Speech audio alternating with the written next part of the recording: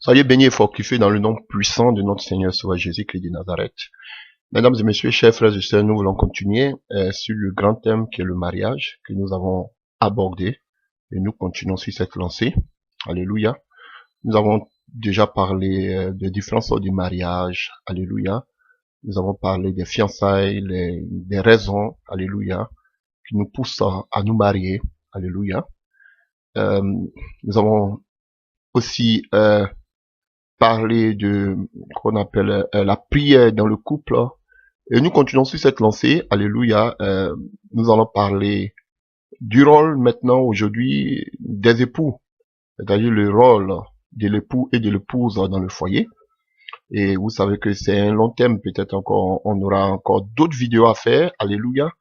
Parce que on n'a même pas encore entamé la gestion financière, comment gérer l'argent.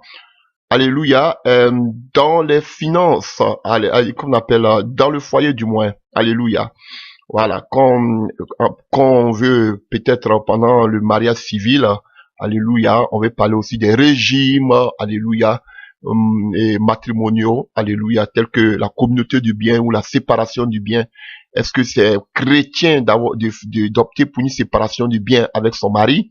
Alléluia. Et nous allons vraiment expliquer cela. Est-ce que on peut garder son nom de jeune fille? Alléluia. Est-ce possible de garder son nom de jeune fille? À quel moment peut-on garder son nom de jeune fille? Alléluia. Lorsqu'on nous sommes mariés. Alléluia. Voilà. Donc, tout cela, nous voulons expliquer. Vous voyez, bon, donc, pour que les frères et sœurs, beaucoup de personnes soient édifiées, ce sont des choses qu'on ne dit pas souvent. Alléluia. Parce que j'en connais beaucoup, j'ai tellement écouté. Par exemple, si je peux vous donner un exemple par rapport à là, je connaissais quelqu'un, une femme qui voulait se marier et qu'est-ce qui s'est passé? Son mari était décédé, donc elle voulait se remarier. Elle a marié maintenant un pasteur. Alléluia. Donc, et cette femme-là, son mari était pharmacien, donc il avait les moyens. Et voilà qu'elle pouvait qu'on appelle la pension de ce monsieur. Alléluia. Mais elle voulait se marier. Et elle m'a appelé, elle m'a dit, voici la situation. Mais elle avait opté pour le mariage. Elle veut refaire sa vie, elle ne veut pas seulement penser à la pension. Et elle a abandonné la pension de son ex-mari qui était un pharmacien, qui touchait bien. Alléluia. Et pour se marier avec un homme qui est pasteur, qui n'avait rien. Alléluia. Donc, vous voyez, et j'avais connu aussi une autre personne qui était très proche de moi, qui était mariée aussi avec un homme, alléluia, qui est décédé aussi. Et elle, par contre, elle est allée à l'église, dans son église, et elle vivait en concubinage avec quelqu'un, et ce mariage, elle a fait un mariage dit chrétien religieux à l'église, où le pasteur a béni l'union, mais elle n'est pas allée se marier à la commune, parce qu'elle voulait garder la pension de son ex-mari. Vous voyez? Donc, il y a plein de choses comme ça que nous entendons tous les jours, que nous avons vécu, et beaucoup de personnes vivent ce genre de choses. Alléluia. Vous comprenez? Donc, il est important de gérer, de parler de ce genre de choses, comment gérer les finances, parler de la succession, parler de l'héritage, du testament, parce que beaucoup pensent qu'ils se diront, comme j'en ai entendu beaucoup, mais je suis encore vivant, pourquoi je vais faire un testament? Et les gens voient tout ça toujours d'un mauvais œil, lorsqu'on parle de succession, ou bien faire un testament pour qu'on appelle ta descendance, ils voient automatiquement la sorcellerie. Alléluia. Et ce sont des choses qu'on ne parle pas souvent dans nos communautés, dans les églises. Alléluia. On parlera aussi du couple et des amis, de la famille élargie. Vous savez, généralement en Afrique, vous allez voir que dans un couple, il y a toujours un neveu, une nièce. Alléluia. Souvent, les beaux-parents viennent faire, souvent, la maison devient Far West. Alléluia. Et il y a des ethnies comme ça où la famille vraiment prime. Alléluia. Et la femme n'a rien à dire. Donc, il y a beaucoup de choses dont on veut parler, l'éducation des enfants. Aujourd'hui, alléluia, comment éduquer nos enfants? Alléluia, faut-il battre son enfant? A-t-on le droit de donner une fessée à notre enfant? Alléluia. Donc, c'est de tout ça qu'on voudrait, on veut vraiment parler. Alléluia. Et voilà. Et la vie sexuelle aussi, voilà, on veut aussi en parler, c'est un sujet tabou, dont personne ne veut en parler, on dit ça à chacun de découvrir lui-même, alléluia, mais il y a beaucoup de blessures dans ces couples, beaucoup de blessures. On a beaucoup entendu, alléluia. Je pourrais vous prendre seulement qu'une vidéo pour vous donner seulement que des témoignages, parce que j'en ai trop entendu. Ça fait même que j'ai perdu des cheveux. Alléluia. Voilà. Donc, c'est très important de parler de ce genre de choses. Plein de femmes qui se confient à, que ce soit nos femmes, bon, vous voyez, ce sont des choses que beaucoup ne veulent pas en parler, mais déjà, quand tu as fait un enfant, 2 enfants, 3 enfants de façon naturelle, voilà, ça, c'est un thème pour les grands et pour ceux aussi qui veulent se marier. Déjà, il y a le complexe qui arrive parce que la femme se dit que peut-être sa partie intime maintenant commence à s'élargir, le monsieur n'est plus satisfait, il a regardé un mauvais œil, il va aller regarder dehors pour chercher une fille encore plus. Vous voyez, il y a beaucoup de blessures qui sont dans qu'on appelle la vie sexuelle. Alléluia, l'insatisfaction sexuelle. Il y a beaucoup de choses sur lesquelles on pourra en parler. Il y a l'hypocrisie aussi au lit. Alléluia. Beaucoup de choses que je pourrais dire. L'hypocrisie au lit. Alléluia. Comme une femme qui rencontrait, comme ma femme me le disait. Vous voyez. Et qui rencontrait que elle connaît beaucoup de choses de la vie, mais elle a marié un homme qui était puceau. Il était puceau, il ne connaissait rien de la vie, alors qu'elle connaissait beaucoup de choses de la vie. Et du coup, pour ne pas que le mari la traite comme, la prend comme une ancienne dévergondée, une femme de mauvaise vie, elle est obligée, il y a des choses, ils sont obligés de faire l'amour de façon, elle n'est pas satisfaite, elle veut exploser, se laisser aller, mais elle a peur de la réaction de son mari parce que elle a peur de le blesser. Ce sont des choses qu'on écoute, hein. Et elle a peur de le blesser parce que elle sait beaucoup de choses que lui ne connaît pas. En principe, lui qui est l'homme et elle, la femme, elle sait beaucoup de choses. Les positions au lit même qu'elle veut faire, mais elle a peur de la réaction de son mari. Qu'est-ce que son mari va en penser? Vous voyez? Et tout ça, les gens vivent cela. Ces gens d'hypocrisie dans leur foyer. Et personne ne veut en parler. On va dire que oh, c'est trop païen, c'est trop mondain, on pense au ciel. Le monde est encore sur la terre. Et la première institution biblique, après que Dieu ait tout créé, c'est le mariage. Voilà. Donc, c'est très important, chers frères et sœurs. Alléluia. Donc, et la dernière vidéo, c'était sur la prière dans le couple. On avait dit que les 2 raisons fondamentales pour lesquelles un homme se marie, des chrétiens se marient, on avait dit que, c'est un peu un résumé, hein, on avait dit que la première des choses, c'est pour devenir un. Alléluia. Chacun vient avec ses faiblesses. Alléluia. Dans le foyer. Alléluia. Donc, le mari et la femme joignent les faiblesses, les forces ensemble. Alléluia. Et pour atteindre des potentialités, alléluia, nouvelles, grâce à une seule, grâce seulement que à la prière, cela est possible. Alléluia. Donc, il est progressif, mais grâce à la prière, à l'unité, alléluia, on peut réellement devenir un. Alléluia. Voilà. Donc, et voilà pourquoi j'encourage tous ces frères, ces sœurs qui ne sont pas encore mariés. Vraiment, je le dis, de chercher la face de Dieu avant de se marier. Alléluia. Et qu'en cherchant la face, n'attendez pas qu'un pasteur vous dise que je vais choisir une femme pour toi. Ce n'est pas un pasteur de choisir une femme ou un mari pour toi. Si tu veux te marier, tu n'as pas besoin d'aller chez le pasteur pour dire, pasteur, je vais me marier. Le pasteur, qu'est-ce qu'il va faire pour toi? Il va t'encourager. Mais c'est toi qui veux te marier. Parce que c'est comme ça que vous faites. Et puis demain, vous dites que le pasteur m'a mis dans une erreur. Alléluia. Donc, c'est à vous-même de chercher la face de Dieu. Parce qu'aujourd'hui, comme je l'ai dit tantôt, aujourd'hui, frère, le système mondain est entré dans l'église. Et aujourd'hui, il n'y a plus de véritables chrétiens. Oui, je le dis haut et fort. Il n'y a plus de véritables chrétiens qui craignent le Seigneur. Vous allez les voir prophétiser. Vous allez les voir porter qu'on appelle des foulards ou je ne sais que quoi. Vous allez les voir jeûner à l'église. Vous allez les voir pieuses ou pieux. Mes frères, en dehors de cela, en dehors de l'église, ils mènent une double vie. Alléluia. Et si vous vous rappelez, lorsque je parlais de la vidéo sur le remariage, alléluia, le divorce et le remariage, j'avais donné un thème, j'avais parlé au moins d'un exemple d'une dame, alléluia, qui a divorcé son mari parce que sous prétexte qu'elle prenait tout le temps en train de jeûner. Alléluia. Au lieu de satisfaire sexuellement son mari. Alléluia. Mais à la longue, on a constaté et on a vu, on savait plus ou moins. Alléluia. C'est une connaissance, mais je n'ai rien à voir avec elle. Voilà. Mais on a constaté que, au fait, c'est quelqu'un qui était en Afrique, qui voulait sortir de la misère, qui voulait venir en Europe. Alléluia. Et le monsieur âgé, alléluia, elle voulait venir en Europe. Donc, elle a accepté les avances du monsieur, elle a accepté le contrat et elle est venue en Europe. Elle lui a donné un enfant, deux enfants, trois enfants, je crois même quatre, si j'ai bonne mémoire. Alléluia, un matin, elle n'a plus envie du monsieur parce que vous savez que en temps, maintenant en Europe, en Occident, pour avoir les papiers et le permis de séjour, tu devais avoir un enfant ou deux enfants et à l'époque, c'était vraiment compliqué. Tu devais avoir peut-être 5 ans ou 10 ans sur le territoire, je ne sais quoi, ou bien tu devais avoir toujours peut-être un enfant ou deux enfants, ou bien tu devais avoir la signature, le monsieur devait aller avec toi, qu'on appelle je sais pas, la police étrangère ou je sais quoi. Alléluia. Et c'est lui qui devait donner l'ordre qu'on puisse t'accorder un séjour. Donc c'était difficile. Donc en attendant tout cela, la régularisation de leur situation, elle pouvait te taper un enfant, deux enfants, trois enfants. C'était la situation de cette sœur. Et elle a eu, je crois, trois ou quatre enfants. Mais à la dernière minute, elle a dit que je ne pouvais plus parce qu'elle ne l'aimait pas. Alléluia. Donc vous voyez, il y a beaucoup d'hypocrisie et je ne suis, alléluia, je ne vais choquer personne, je ne vais blesser personne, alléluia. C'est vrai que déjà, je sais que beaucoup ont commencé à grincer les dents lorsque je parle des enfants qu'on a eu hors mariage, qu'on doit mettre peut-être en dehors du foyer. Ce n'est pas mauvais, alléluia. Quand je parle de cela, je ne veux pas tacler qui que ce soit ou indexer qui que ce soit. J'ai des sœurs aussi ont eu des enfants, alléluia.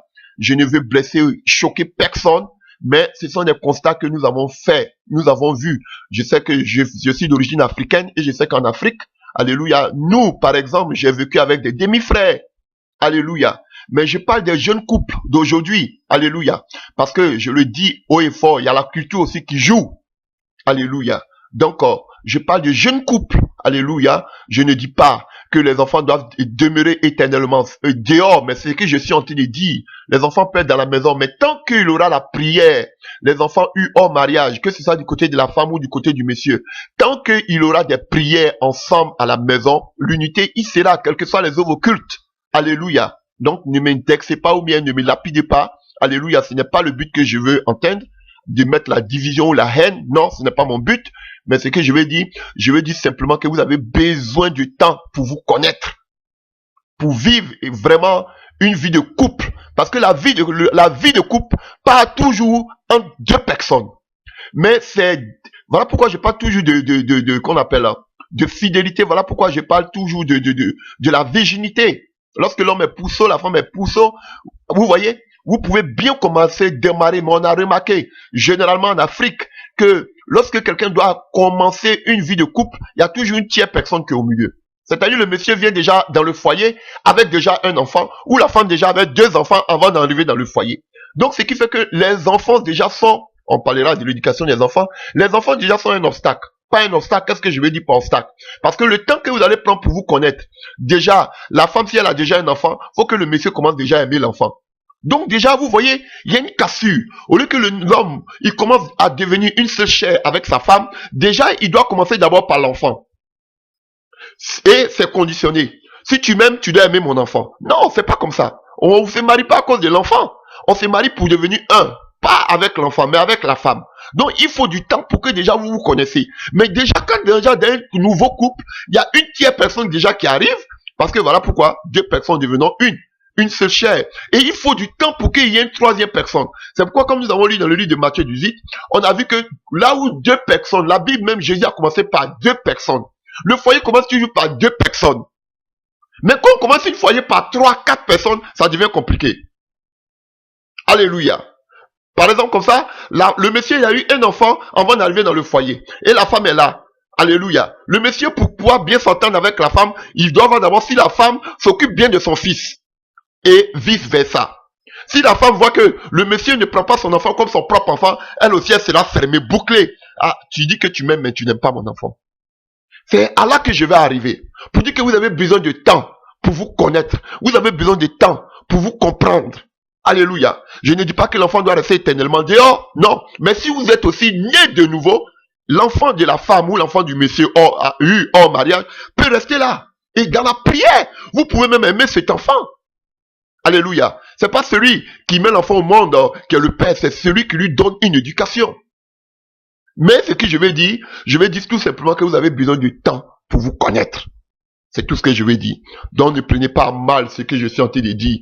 Je ne suis pas un maso, mais je ne suis pas un aigri, je ne suis pas tombé de la dernière pluie. Je ne veux blesser qui que ce soit. Alléluia, alléluia. Le mariage est un vaste chantier. Alléluia. Donc je suis en train de, moi aussi, amener ma pierre à cet édifice que beaucoup avant moi et que beaucoup après moi ont commencé et beaucoup aussi le continueront. Alléluia, par des enseignements. Voilà. Donc, que Dieu vous bénisse. Alléluia. Donc, aujourd'hui, nous continuons sur la lancée. Nous voulons parler de, alléluia, du rôle, alléluia, de l'époux et de l'épouse dans le foyer. Alléluia. Alléluia. Il y a une véritable cacophonie, alléluia, si je peux m'exprimer ici, dans le foyer. Alléluia. Vous allez voir que la plupart des divorces, alléluia, c'est pas essentiellement dû qu'on appelle à la trahison ou à l'impudicité ou à l'adultère, mais généralement, c'est un manque de compréhension, alléluia, des devoirs et des droits des époux. Alléluia. Voilà. Donc, nous voulons plus ou moins parler de cela. On ne dit pas que nous détenons la vérité. Alléluia. Mais nous voulons donner notre point de vue. Alléluia. Quitte à vous maintenant de juger ce qui est bon. Retenez l'essentiel. Alléluia. Voilà. Donc, alléluia. Lorsque vous allez vous marier, lorsque vous allez passer devant, qu'on appelle un officier, qu'on appelle communal. Alléluia. Que ce soit le maire, le consort, son adjoint au maire et consort. Vous allez voir qu'il y a le code civil. Alléluia. Le code civil. Alléluia. Où on parle des devoirs et des droits respectifs des époux. Alléluia. Et même les hommes, alléluia, parlent des devoirs et des droits respectifs. Alléluia. Alors que presque tous ces qu'on appelle ces codes, si on peut parler le code pénal, presque tout, ils ont tous calqué cela à partir de la Bible. Alléluia. Donc, lorsque vous allez, pour ceux déjà qui sont mariés, ils savent déjà de quoi je parle. Alléluia. Et pour ceux qui ne sont pas encore mariés, avant que on les prononce, voulez-vous prendre pour époux ou même pour épouse l'autre, qui que ce soit, on va d'abord vous lire, alléluia, le code civil. Que dit le code civil? Alléluia. Vous allez voir qu'il y a beaucoup d'articles alinéa, alléluia, qui parlent des devoirs et des droits, alléluia, des conjoints, alléluia, tels que je peux citer quelques-uns. Les époux se doivent mutuellement respect, alléluia, fidélité, secours et assistance. Vous voyez, déjà, chez les hommes, chez les humains, ils parlent déjà de respect et de fidélité, de secours et d'assistance, mutuellement les époux. Même les hommes parlent de fidélité. Alléluia. Et quand moi je parle de fidélité, on me lapide, on me traite de tout les noms. Même dans le code civil, on parle de fidélité, les époux se doivent mutuellement respect, fidélité, secours et assistance. Donc, un homme doit être fidèle à sa femme, une femme doit être fidèle à son homme. Si les hommes le disent, maintenant vous les chrétiens, vous dites quoi? Vous dites quoi? Même Jésus aussi l'a dit. Maintenant, vous voulez passer par des raccourcis. Et quand je parle de fidélité, alléluia, qui peut être un motif de divorce, on me lance les pierres. Alléluia. Alléluia. Donc, il y a plusieurs articles qui parlent de cela.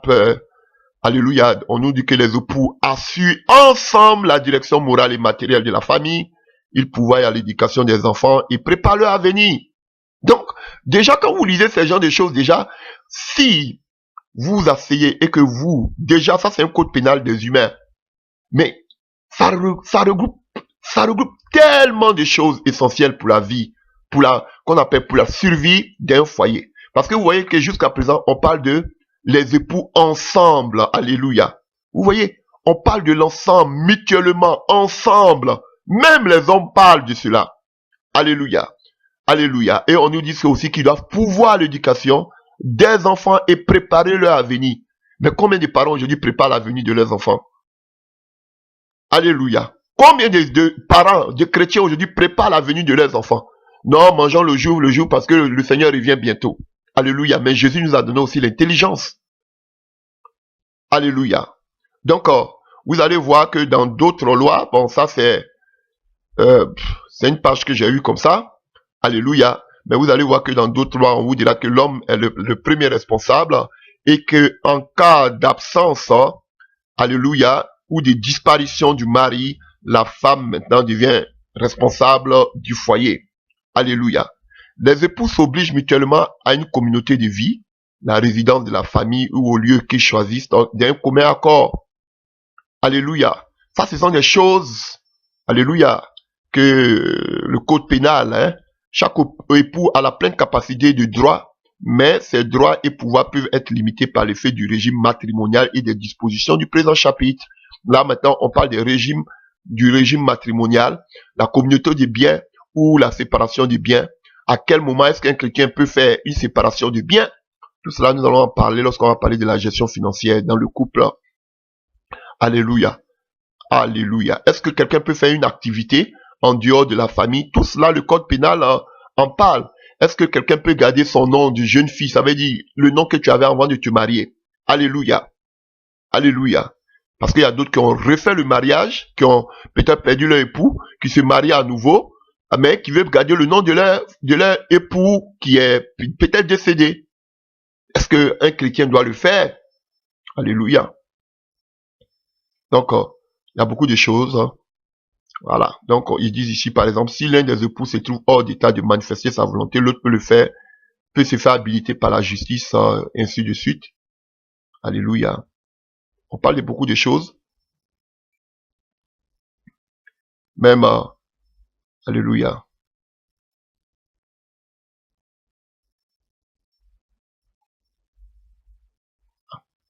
Donc, chers frères et sœurs, il y a, lorsque vous pouvez vous-même faire des recherches sur le code civil, alléluia, ça c'est en ce qui concerne la commune, le mariage civil.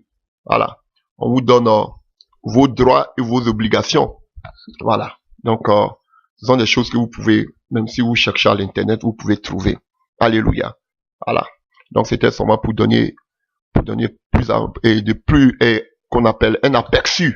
Alléluia, de ce que c'est que le code civil. Alléluia. Et vous allez voir qu'il y a plusieurs, qu'on appelle articles linéaires dedans. Vous pouvez vous-même lire si vous voulez. Mais en ce qui nous concerne, nous sommes des chrétiens. C'est vrai qu'il faut obéir aux autorités, raison pour laquelle nous passons devant la commune. Alléluia. Et nous, en tant que chrétiens, nous avons pour fondement, pour socle, la Bible, qui est la parole de notre Dieu. Alléluia. Qui est notre testament.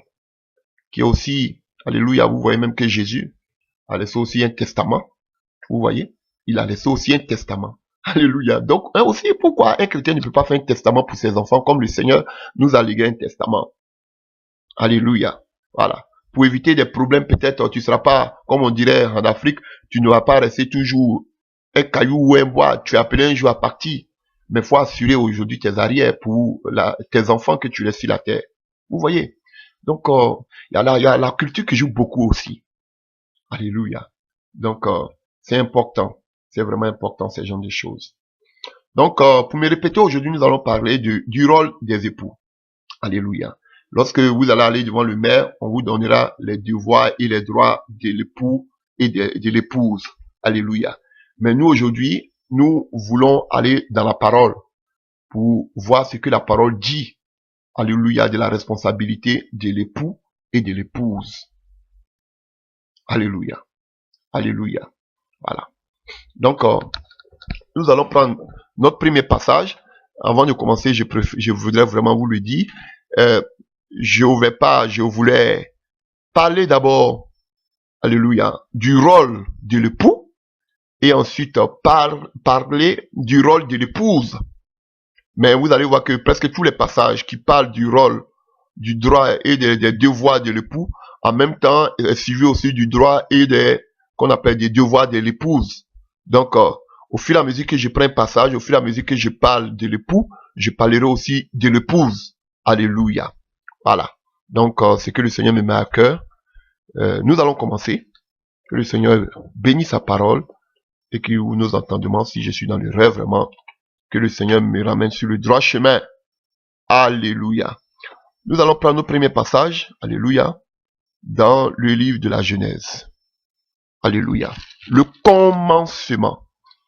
Alléluia. Pour voir qu'est-ce que le Seigneur donnait comme responsabilité à l'homme.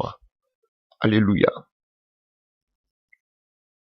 À partir du verset 18, Genèse 2, à partir du verset 18. L'Éternel Dieu dit, il n'est pas bon que l'homme soit seul. Donc, mon frère, si tu es seul, faut savoir que ce n'est pas bon devant Dieu. Si tu as la capacité de te marier, faut te marier. Si tu es seul, alléluia, ce n'est pas bon. Voilà pourquoi la parole de Dieu va nous dire que l'homme qui a trouvé une femme a trouvé le bonheur. Donc, si tu n'as pas encore trouvé de femme, c'est que tu n'as pas encore trouvé le bonheur. Alléluia. Il n'est pas bon que l'homme soit seul. Dieu a tout mis sous la disposition d'Adam. Mais Adam n'a pas trouvé son vis-à-vis.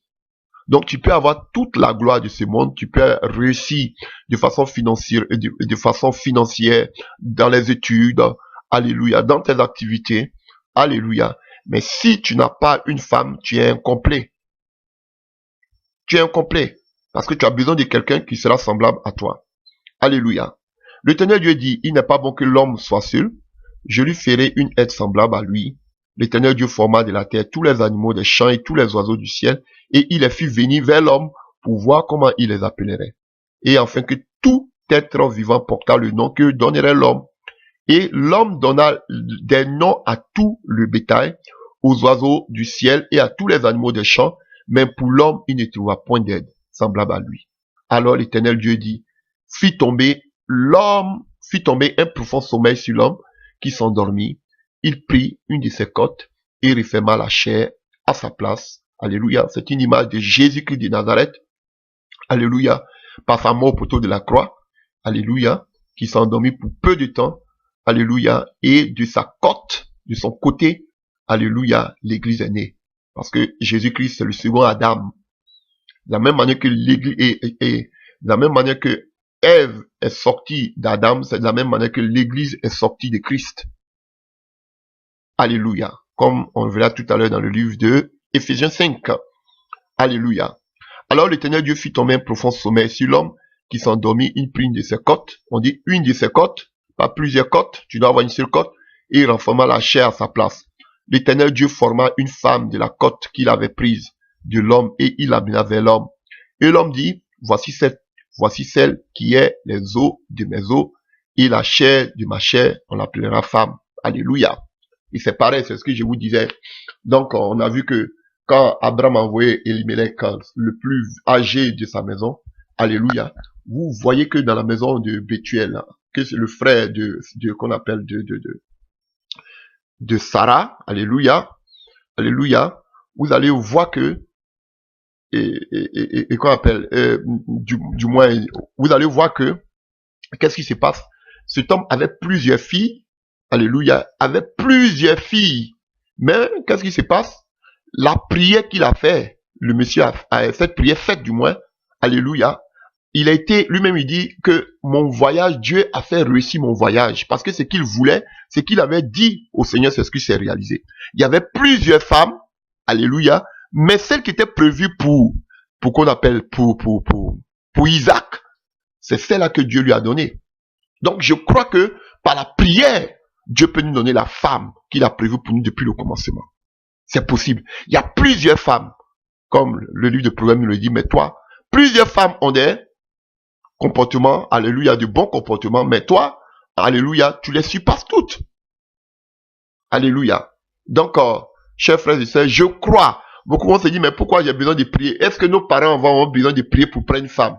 Frère, nos temps, les temps de nos aïeux et le temps de maintenant, ça fait deux.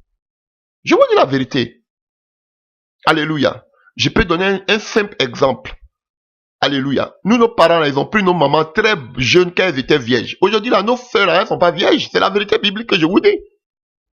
Et déjà, quand il n'y a pas de virginité, ça crée déjà beaucoup de portes d'ouverture. Parce que ça peut créer les blessures.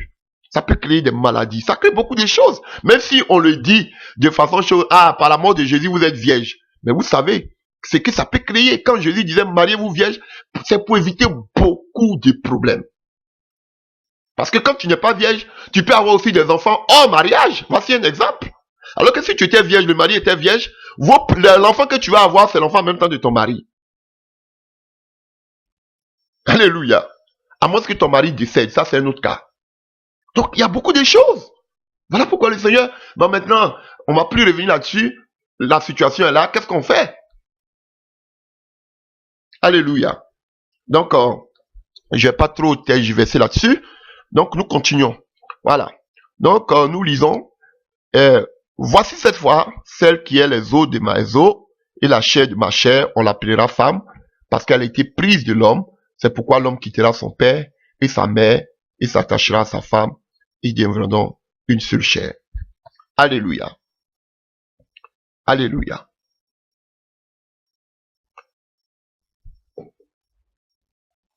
Donc, pour voir la première responsabilité de l'homme, on va revenir un peu plus haut dans le livre de Genèse 2, à partir du verset 15.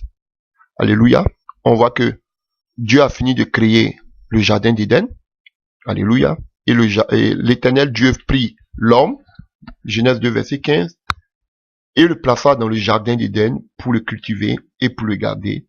L'Éternel Dieu donna cet ordre à l'homme: tu pourras manger de tous les arbres du jardin, mais tu ne mangeras pas de l'arbre de la connaissance du bien et du mal, car le jour où tu en mangeras, tu mourras. Ici déjà, nous avons la première responsabilité de l'homme. Avant que, alléluia, Ève ne soit créée, Dieu avait déjà créé un jardin, le jardin d'Éden. Et il avait déjà créé un cadre, là où l'homme devait vivre avec la femme. Et à qui Dieu envoie cela? À l'homme. Pour que l'homme puisse faire quoi? Le cultiver et quoi? Le garder. Donc, le premier rôle de l'époux, de l'homme, alléluia, alléluia, c'est d'avoir d'abord un jardin d'Éden. Ah oui. Alléluia. Et ce jardin d'Éden, la mission que l'homme a, c'est de le garder et c'est de le cultiver. Ce jardin. Et ce jardin symbolise la maison. Alléluia. Le lit conjugal. Le lien de mariage. Lui qui a la première responsabilité, à qui Dieu a donné les clés, c'est à l'homme. Ève n'était même pas encore créée. Alléluia. Et Ève n'était même pas créée quand Dieu, alléluia, a amené tout vers l'homme. Ève est venue simplement trouver. Vous voyez, si on ne comprend pas ce genre de choses, voilà pourquoi on a beaucoup de désastres dans les foyers, dans le mariage. Chers frères, c'est l'homme qui doit marier. Alléluia. Frère, tu ne vas pas prendre la fille de quelqu'un. Tu ne vas pas marier une fille ou une femme. Alléluia. Et encore aller vivre chez tes parents. Ce n'est pas possible. Ça, c'est la sorcellerie.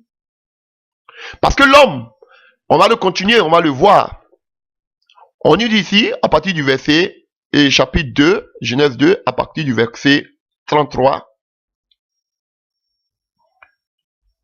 à partir du verset 24 du moins, Genèse 2 à partir du verset 24, c'est pourquoi l'homme quittera son père et sa mère et s'attachera à sa femme et tous deux deviendront que quoi? Une seule chair. Frère, quitter, c'est pas la femme qui doit quitter. C'est l'homme qui doit quitter. S'attacher, ce n'est pas la femme qui doit s'attacher. Alléluia. C'est l'homme qui doit s'attacher. La femme vient au troisième plan avec l'homme, ensemble former une seule chair. Sinon, les deux premières actions qui sont quitter et s'attacher incombent à l'homme. Et quitter et s'attacher, on parle ici de maturité et de l'indépendance. Ah oui. Quand l'homme doit quitter, on parle de maturité. Il est capable maintenant de pouvoir décider lui seul. Alléluia. On a toujours besoin des parents. Mais il doit se défaire, alléluia, de l'amour qu'on appelle de la charge de ses parents. S'attacher, on parle de l'indépendance. Maintenant, il est indépendant. Il est détaché maintenant de ses frères, de sa famille, de sa famille biologique. Maintenant, il va aller s'attacher à une autre personne parce que dès que nous naissons, nous sommes attachés à notre famille biologique. Mais maintenant, il n'est plus attaché à la famille biologique. Il se détache de la famille biologique. Maintenant, il devient maintenant autonome. Alléluia. Il devient maintenant indépendant. Il peut aller s'attacher à une autre personne. Alléluia. Voici l'enseignement. Chers frères. Mais c'est parce qu'on constate. Quand Ève est venue maintenant au 3e niveau, qui est de s'attacher, tout était déjà fait. Mes frères, avant de te marier, c'est vrai, il y a des pasteurs, beaucoup de pasteurs qui étaient appelés à servir Dieu. Pendant qu'ils étaient dans la galère, ils ont connu leurs femmes, leurs fiancés. Je connais beaucoup que Dieu a élevé. Mais ne prenons pas, c'est pas le cas pour tout le monde. De façon générale, frère, avant de t'engager dans le mariage, faut que déjà ta situation, tu aies une situation stable. Voici la vérité biblique. Alléluia. Non, restons ensemble, on va vivre par la foi. C'est la sorcellerie. Parce que Dieu ne va pas contre sa parole. Il y a des principes bibliques qui sont là. Alléluia. Voilà, c'est ce que je disais. Parce que des gens qui n'ont même pas encore commencé leur foyer, ils ont commencé à coucher ensemble. Déjà, il y a un bébé. Maintenant, là, ils vont vivre comment? On va vivre par la foi. Alors que d'abord, tout doit se préparer. Elle est venue déjà, le jardin existait.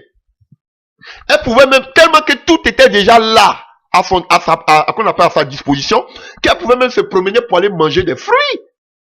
Parce qu'il y avait déjà les fruits dans le jardin. Tout avait été déjà préparé. Et qui gérait ce foyer? C'était Adam, qui gardait cette maison. C'est lui qui a cultivé cette maison. Mais frère, tu ne peux pas prendre la fille de quelqu'un alors que tu n'as même pas un toit où tu vas reposer ta tête. Ah frère, ils ont la vérité biblique. Tu vas prendre la fille de quelqu'un pour aller la mettre chez qui? Chez tes parents. En ce moment, tu n'es pas encore attaché. Tu es toujours attaché à tes parents. Tu n'as pas encore quitté tes parents. Tu es toujours attaché. Non, je te prends, reste un peu chez mon papa, on va économiser. Et puis bon, à un certain moment, tu vois, chez nous, il y a beaucoup de maisons, il y a beaucoup de chambres. Frère, ce n'est pas une question de chambre ou de nourriture. La femme a besoin de s'épanouir. Vous avez vu Ève, elle est venue, même elle était tellement épanouie, même qu'elle allait causer à Satan. La femme a besoin d'espace. La femme, on va parler des beaux-parents et des amis. La femme n'a pas besoin de se faire contrôler, avoir un œil d'espion qui la regarde en longueur de journée. Elle doit vivre ses expériences avec son homme. Souvent, elle peut taquiner son homme. Souvent aussi, elle peut manquer de respect une fois au moins à son homme. Mais elle ne veut pas vivre dans l'hypocrisie parce que les beaux-parents sont toujours là. Tu ne peux pas prendre la fille de quelqu'un encore pour aller l'amener encore chez toi, tes parents. C'est la sorcellerie.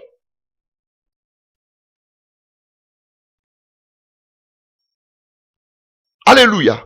Tu dois être autonome. Toi qui cherches à te marier. Ça, on parle de l'homme, on ne parle pas de la femme. Tu dois avoir une situation. Si la fille de quelqu'un vient, tu vas la marier là. Elle va manger quoi? Arrêtez là. Moi-même, je parle de l'enlèvement. Alléluia. Je ne sais pas pour m'enorgueillir. Mais moi, songe que Dieu me donne si enlèvement là. Frère, laissez. Je parle enlèvement là. Dieu me montre jusqu'à moi, mais j'ai peur. Mais je dis, frère, voici les réalités bibliques. On est encore sur la terre. Tu vas pas prendre femme de fille de quelqu'un, puis tu vas dire non, vivons comme on appelle d'amour et d'eau fraîche, on attend l'enlèvement. C'est la sorcellerie, c'est quoi ça? Avant de te marier, il faut que tu aies une situation, frère. On ne te dit pas d'avoir des milliards, mais quand même un toit. Au moins, la preuve. Jésus, qu'est-ce qu'il fait? Jésus est venu doter quoi? Son épouse, et qu'on appelle sa fiancée où? Sur la terre. Il va l'amener l'épouse où? Chez lui au ciel, le jour de l'enlèvement. Voici le mariage.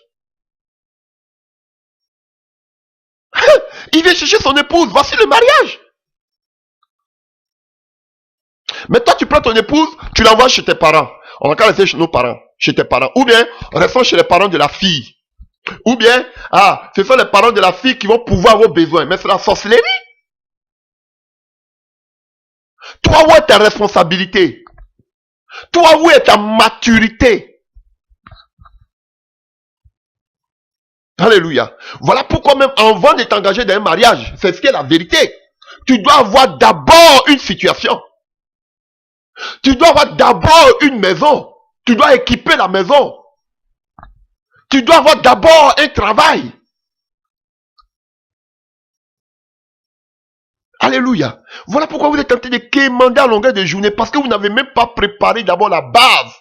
Maintenant, vous attendez, vous comptez sur vos parents pour faire votre mariage. Voici la sorcellerie. Tout était déjà préparé par Adam, par Dieu avec Adam. Adam avait déjà un jardin. Maintenant, quand la femme vient, il donne maintenant le conseil à la femme. Tu vois ici, là, tu vois le voisin qu'elle a là. Lui, il faut te méfier de lui. Il aime trop, il aime les ragots. Tu vois celle qu'elle a là. Faut attention, celle-là, elle fait toujours des palabres avec son mari. Maintenant, il peut donner même, parce que la femme est nouvelle. Donc, c'est maintenant Adam qui donne maintenant les conseils à sa femme. Comment elle peut se comporter dans le quartier. Alléluia. Mais regardez déjà, voici une base déjà qui est déjà ratée. Oui, il y a des exceptions. Telles que peut-être, beaucoup de personnes peut-être qui ont laissé leur mari peut-être dans un autre pays. Ou bien dans un autre continent. Je prends un exemple peut-être, excusez-moi, je parle toujours de l'Afrique parce que je suis africain. Alléluia. Mais je suis du ciel. Alléluia. Voilà. Donc, par exemple, comme ça, une femme qui est en Europe, qui a son mari en Afrique. Voilà. Donc, elle veut faire venir son mari ici pour avoir une situation meilleure. Donc, elle peut faire venir son mari. Alléluia. Mais déjà, qu'est-ce que je veux dire? Il y a quelque chose. Si elle le fait venir, déjà, c'est qu'il y a quelque chose qui a été basé déjà depuis. Mais, dans tous les cas, ce que je vais dire, vous comprenez, ce n'est pas à la femme de commencer à établir, qu'on appelle le lieu d'habitation en premier lieu. C'est l'homme, ça s'engage que l'homme. C'est l'homme qui doit prendre la responsabilité. Comme on dit chez moi, il y a des maris gigolos. Où ils sont couchés, c'est la femme qui doit aller se taper tout le boulot et le monsieur, lui, il est là, il regarde la télévision, il regarde le football, il lit les journaux. Il ne parle le gros français.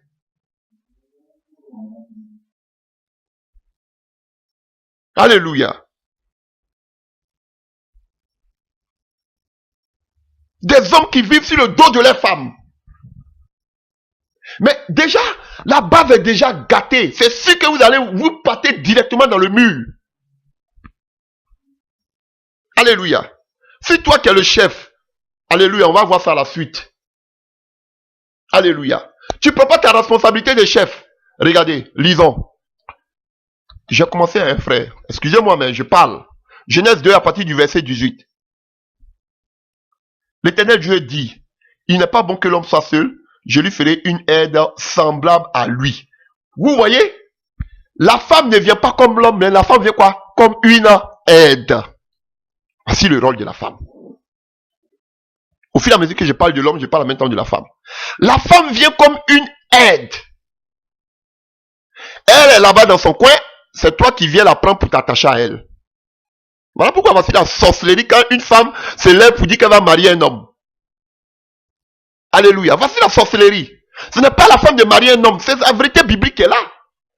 Ce n'est pas la femme de quitter et de venir s'attacher. Ça incombe à l'homme. La femme vient simplement comme une aide. La femme vertueuse. L'homme travaille, mais la femme vertueuse, avec le peu qu'elle a, elle peut aider son mari. Voici la réalité. Voici la parole de Dieu. Mais vous, la femme ne vient plus maintenant comme une aide. C'est la femme qui fait tout. Voilà pourquoi maintenant la femme prend la tête et vous vous plaignez que les femmes sont impolies, elles ne vous respectent pas. Mais si déjà la base a été ratée. Je sais que souvent la femme peut avoir un bon métier. Elle peut toucher plus que l'homme. Alléluia. Je sais. Mais l'homme, quel que soit le peu que tu trouves, tu dois montrer, prouver à la femme que tu peux prendre soin d'elle. Mets-toi dans la tête que même si la femme n'a pas de moyens, le peu que tu as, vous allez vous débrouiller avec. C'est ça que la femme... On va parler de ça. Alléluia. C'est prouvé bibliquement. C'est prouvé même par les gens de ce monde, ces chercheurs. La femme a besoin de deux choses. La femme a besoin, alléluia, de sécurité et d'affection. On va le voir. L'affection, la femme a besoin qu'on lui dise toujours qu'elle est aimée. Alléluia. Mais les femmes, alléluia, veulent se voir toujours être en sécurité. La femme veut se sentir être en sécurité. Et elle veut qu'on lui dise toujours que elle est aimée, qu'on l'aime. Donc frère, si toi déjà, tu ne prends pas tes responsabilités d'un premier temps, la femme déjà n'est pas en sécurité.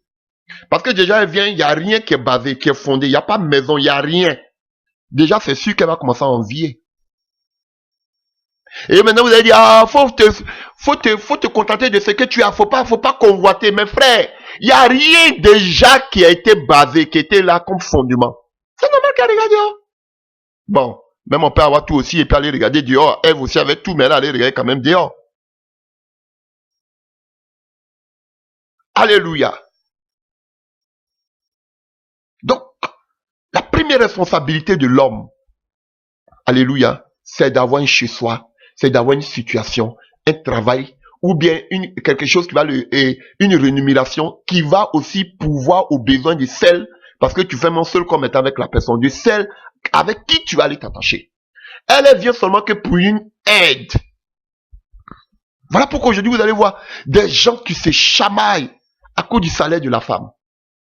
Oui, on va parler aussi de la famille, parce que aussi, c'est pas parce que l'homme est le chef que vous êtes une aide, que vous allez, l'homme va taper tout le boulot dans la maison, que vous allez prendre votre argent aussi pour aller vous payer des habits luxueux, parce qu'on va voir tout ça aujourd'hui, ou bien aller envoyer tout votre argent à votre famille, sans vous occuper aussi, sans aider aussi votre mari dans les tâches, mais qu'on appelle, dans les dépenses de la famille.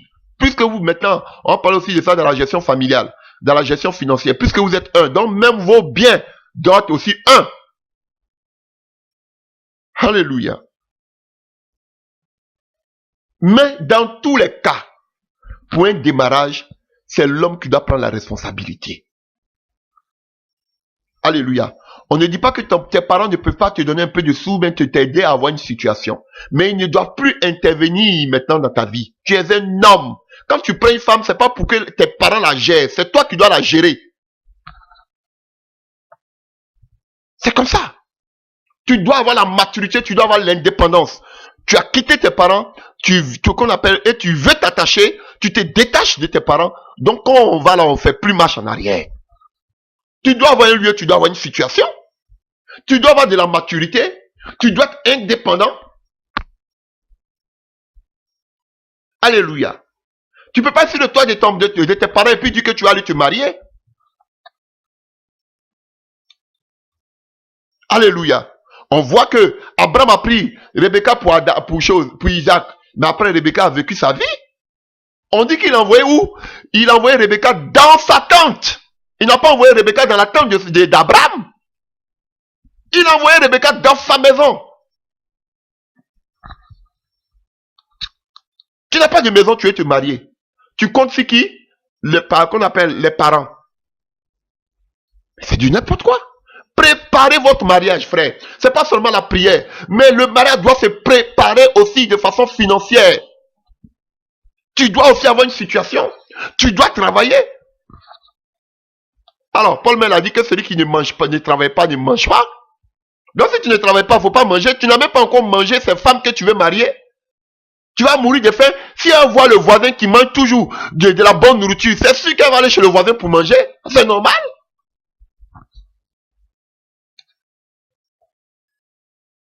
Alléluia.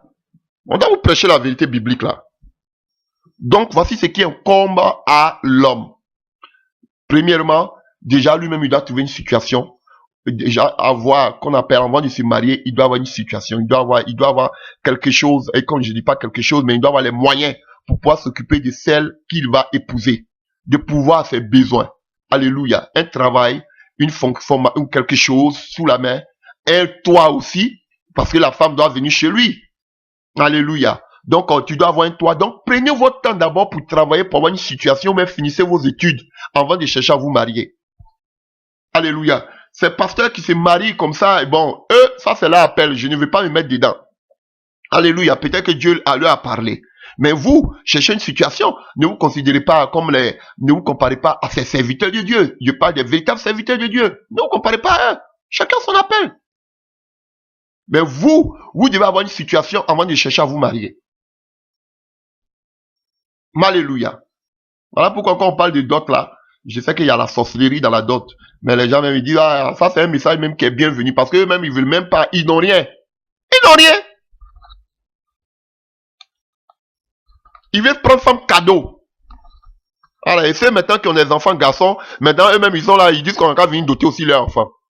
Tout ça, ça devient de la sorcellerie maintenant. Alléluia.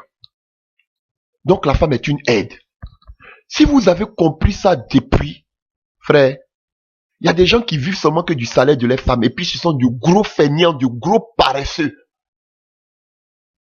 Alléluia. Je peux comprendre que, en tant qu'un enfant de Dieu, peut-être, qu'on appelle, tu t'es toujours occupé de la famille. Tu t'es toujours occupé de la famille jusqu'à un certain point où Dieu te dit, abandonne le travail. Va me servir. La femme aussi, si elle travaille, elle peut travailler pour soutenir son mari. Parce que le mari a toujours pris la responsabilité, mais aujourd'hui, il a un appel divin sur sa vie. Là, on peut comprendre. Ça, ce sont des exceptions à la règle. Mais, dans tous les cas, alléluia, pour se marier, l'homme d'abord doit être le premier, il doit être le responsable, le premier à poser les pas. Alléluia. Tu vas pas te marier et puis aller prendre, quand on met le gros, tu prends tes bagages et puis tu vas mettre tes bagages dans la maison d'une femme là. Tu n'as pas honte. Et puis tu vas dire, ah, il n'y a pas mari, il y a pas mari. Si tu ne me prends pas là, moi, je vais aller chez la maison d'une autre femme, elle va pouvoir mes besoins. C'est comme ça que les gens sont blanchis par des femmes. Même des pasteurs. À cause ils ne veulent pas se marier.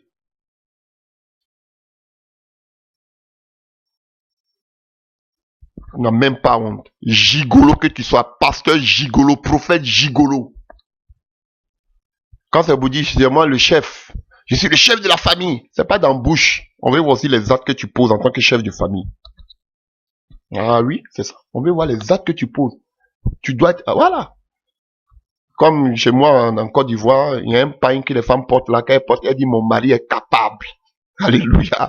On veut te voir capable. Alléluia.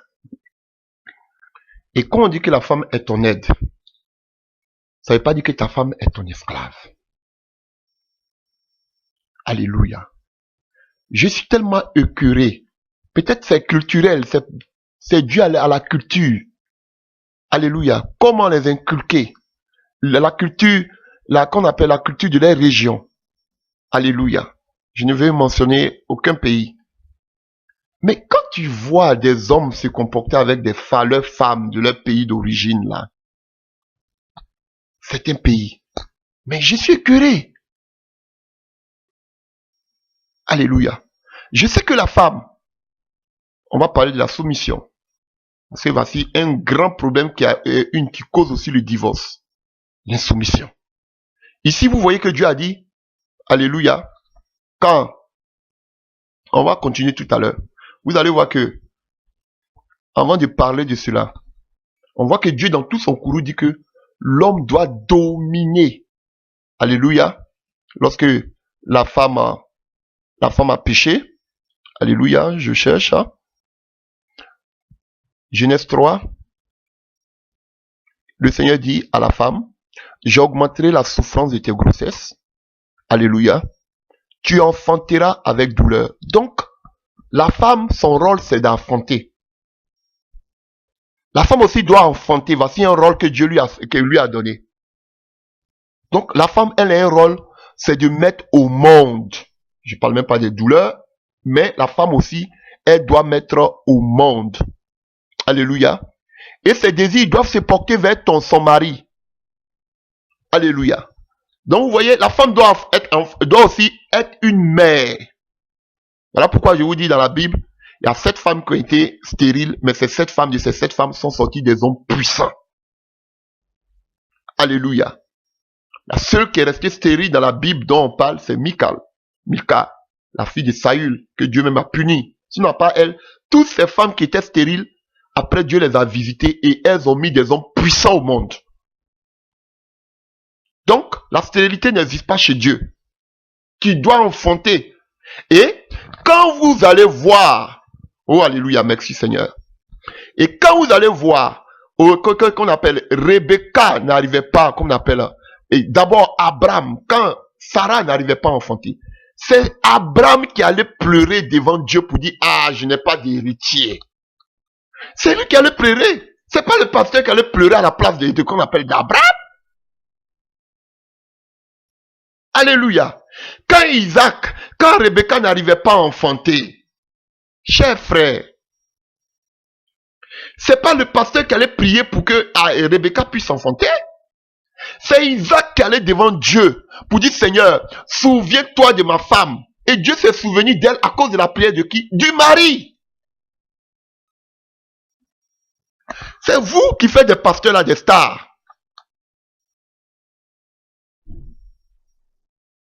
Pourquoi quand ta femme n'arrive pas à enfanter, toi-même tu ne poses pas la main à la bassesse de ta femme, ou vous ne priez pas ensemble pour invoquer le Seigneur a dit, Matthieu 18, on a lu dans l'autre enseignement.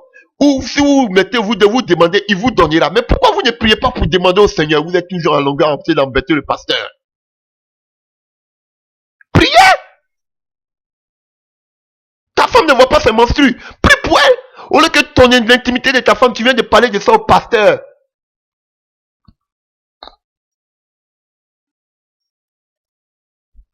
Alléluia. Et on nous dit ici que les yeux de la femme doivent se tourner vers son mari. Alléluia.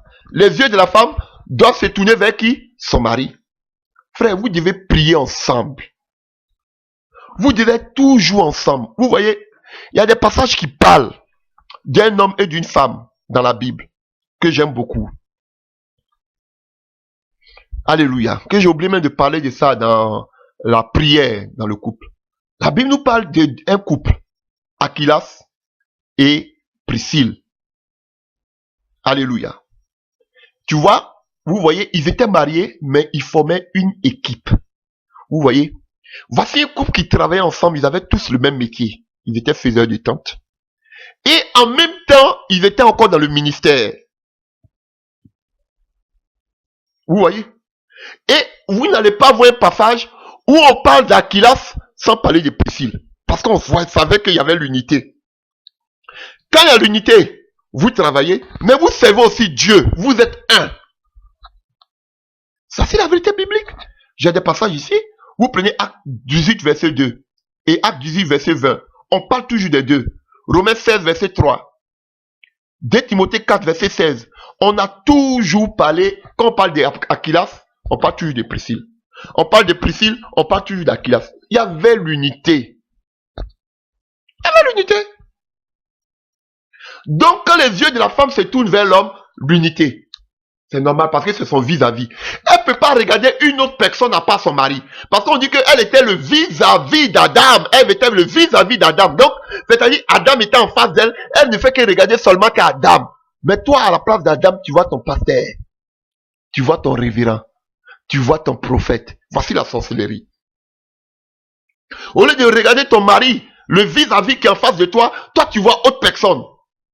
Tu vois ton ex-copain. Quand je vous dis qu'il y a la sorcellerie dans les foyers, vous pensez que je m'amuse. Tu es en train tu es au lit même avec ta femme ou même ton mari, lui il est en train de penser ailleurs, toi tu penses ailleurs. C'est la sorcellerie. Alors que si vous n'avez jamais connu de garçons avant de vous marier, vous n'avez jamais connu de femmes avant de vous marier, vos pensées sont purifiées. Vous voyez, il y a trop de... Il y a trop d'aspects positifs pour lesquels il faut se marier vierge. Alléluia. Et maintenant, s'il y a le papa de l'enfant, ou la maman de l'enfant, généralement, il y a le papa de l'enfant, toi, la femme, tu as un enfant, et maintenant, tu viens à ton mari, le monsieur doit venir rendre visite à son enfant. C'est sûr que tu as parlé le papa de ton enfant ou pas? C'est le papa de ton enfant. Vous voyez, ce sont des choses qu'on peut éviter. Oui, c'est déjà là, comme on dit chez nous, l'eau est versée, on ne peut pas ramasser. Mais ce sont des choses qu'on dit pour ceux qui ne sont pas encore entrés dedans.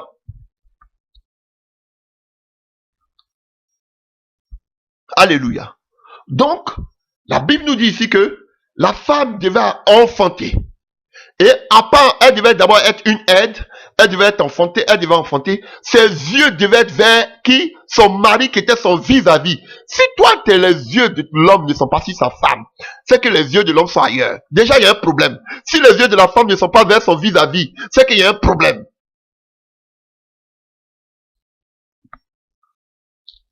Alléluia. Mais on ne demande pas d'être jaloux à l'extrême. C'est vrai que quand on aime, il y a la jalousie parce que Dieu est jaloux de ses enfants.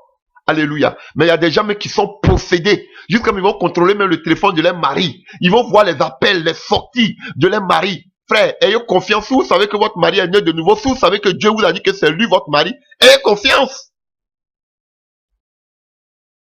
J'ai eu des couples où ils ont un portable. On dit portable. Mais ils ont un portable pour les deux. Parce qu'il y a la méfiance. Alléluia.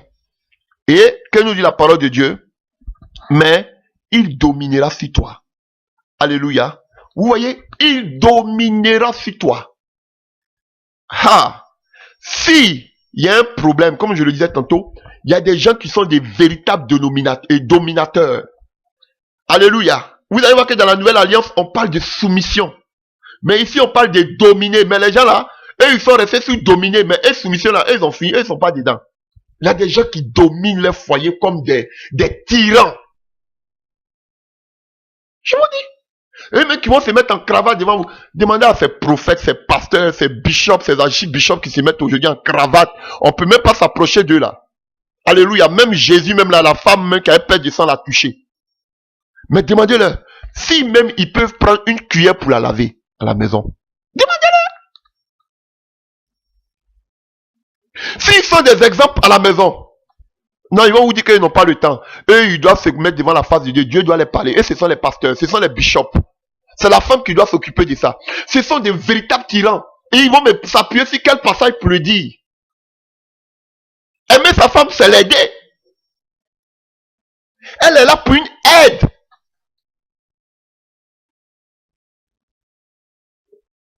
Alléluia. Il y a des gens qui ne... On va parler de l'éducation des enfants.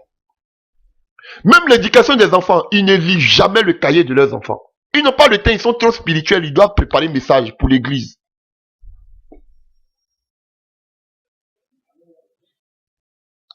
Alléluia. Il y a des gens qui n'ont jamais pris même un torchon pour essuyer. Il y a des gens qui n'ont jamais pris, comment, je ne sais pas si c'est un balai même pour nettoyer un peu la maison. Ils ne l'ont jamais fait. Pourquoi? Tout ça, c'est la femme. Mais vous la dominez.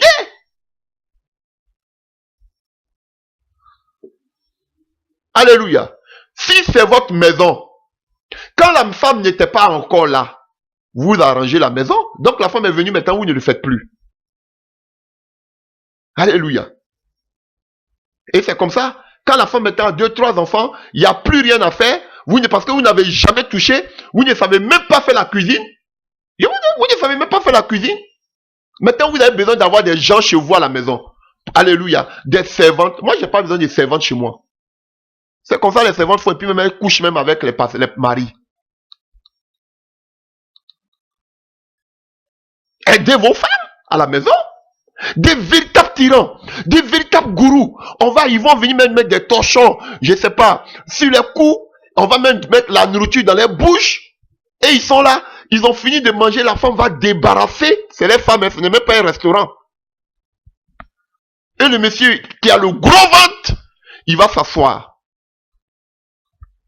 C'est comme je suis en train de parler, le Seigneur me parle de cet homme qui est en train de parler, qui fait toujours soirée de gloire, qui est dans un pays de l'Afrique centrale. Qui parle de gloire seulement, qui veut construire un ziggoura là. Alléluia. Alléluia. Qui parle sur le mariage, comment tu vois la femme de ta destinée. Le Seigneur me parle de toi là. Qu'on appelle, je vois le feu qui sort dans ta maison. Ta femme est blessée, tu ne fais que la blesser à longueur de journée dans ta maison. Tu es comme un tyran. D'un véritable gourou. Je suis ici, le Seigneur me parle toujours de toi. Il me parle de toi, il me donne des songes sur toi. Ouais, si votre chair, vous faites belle allure, vous avez la parole, vous avez des paroliers, mais à la maison, celle même qui est à côté de vous, là, elle souffre. Ouais, peut-être vous allez maintenant dire que c'est faux. Mais elle même essaie. Parce que je sais le Dieu que je sais. Alléluia. Donc, frère, on ne doit pas dominer nos femmes. Voilà pourquoi aujourd'hui il y a l'émancipation. Alléluia. Voilà pourquoi aujourd'hui, beaucoup aujourd'hui sont complexés de marier des femmes quand des femmes ont fait des longues études. Oui, parce que j'ai vu ces gens de problèmes dans ma famille même. Alléluia. Alléluia. Quelqu'un qui est proche à moi a fait de longues études. Alléluia. Et elle a marié un monsieur aussi qui a fait des études, mais qui touchait moins que la personne qui était intime à moi. Mais ça crée des tensions terribles. Quand il y a des petites histoires, oui, c'est parce que quoi? Tu ne me respectes pas parce que tu as fait des grandes études que moi. Le complexe. Aujourd'hui, ils ont divorcé. Le complexe toujours des histoires. Parce que la femme a fait des grandes études que l'autre. Voilà pourquoi je dis à certains peuples, ils ne veulent même pas marier des femmes intellectuelles. Tu vas venir parler gros français dans mon oreille. C'est les blessés, les complexés. Mais moi, si ma femme a fait plus d'études que moi, qu'elle a même plus d'argent à la maison, gloire à Dieu. Si ma femme a fait plus d'études que moi, c'est mon vis-à-vis, c'est ma chair, ma cote. Si ma femme a fait plus d'études que moi, c'est moi, j'ai fait aussi les études. Mais la femme doit connaître qu'une fois qu'elle arrive à la maison, même si elle n'est pas à la maison, mais qu'elle est au travail, elle doit toujours savoir qu'il y a son chef qui est là. Alléluia. Il y a des hommes, ils sont complexes. Dès que tu as fait des grandes études, il ne veut plus s'engager. Même si Dieu dit c'est elle, il a peur, il est blessé. Parce que quoi? Ils veulent toujours dominer. Et ils vont vous parler les grands français. Pendant qu'ils ont des nouveaux universités intellectuelles, vous allez voir que les femmes même, peut-être qu'elle est bon. Ça, ce n'est pas un problème. Si. Mais vous allez voir qu'elle n'a pas un niveau de choses qu'on appelle primaire. Et il est content. Parce qu'il va venir parler de gros français dans son oreille. Et elle est là, toute petite en bas. Complexée. Et ils sont contents. Et maintenant, ils vont dominer ces personnes. Donc quand vous allez voir certains peuples où les femmes ne peuvent même pas, elles sont, comme je le dis, des femmes abruties. Elles ne peuvent même pas dire un mot. On sait que Abraham et Sarah, et qu'on appelle Sarah, appelaient Abraham son Seigneur. Mais vous-même, vous appelez plus Seigneur, vous appelez en même temps Dieu.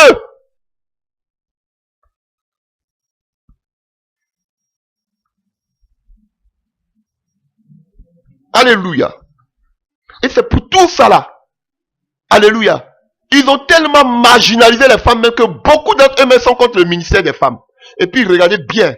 Moi je m'en fous. Regardez bien. Regardez tous ceux qui s'opposent contre le ministère des femmes là. Vous allez dire que ils s'appuient sur la parole. Mais regardez tous leurs pays. Regardez tous leurs origines. Ils sont tous presque de la même région.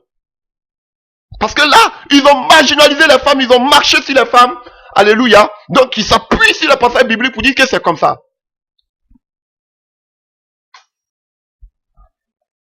Moi, je m'en fous. Les gens, ils parlent. Je parle. Voilà. Alléluia. Donc, on voit. C'est pas tous, hein. Il y a d'autres qui sont pour le ministère de la femme. Il faudra aussi préciser. Alléluia. Donc, on voit que aussi ici, la terre sera maudite à cause de toi. On parle de l'homme, c'est à force de peine que tu tireras la nourriture de tous les jours de ta vie. Mais produira des épines et des ronces, et tu mangeras l'herbe des champs.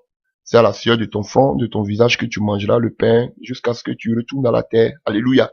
Donc vous voyez, l'homme mettant en lui, parce que son rôle que Dieu lui avait donné, c'était de cultiver.